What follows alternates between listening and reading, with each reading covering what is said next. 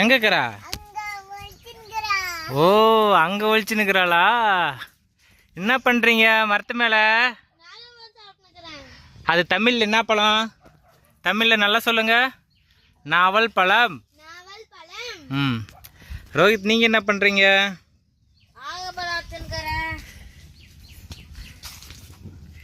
ஓ, மரத்துல இருந்து ஃப்ரெஷ்ஷா அறுத்து சாப்பிட்றீங்களா?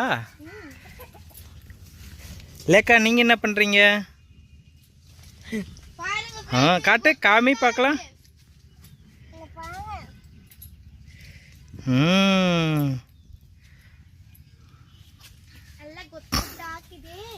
டாடி உனக்கு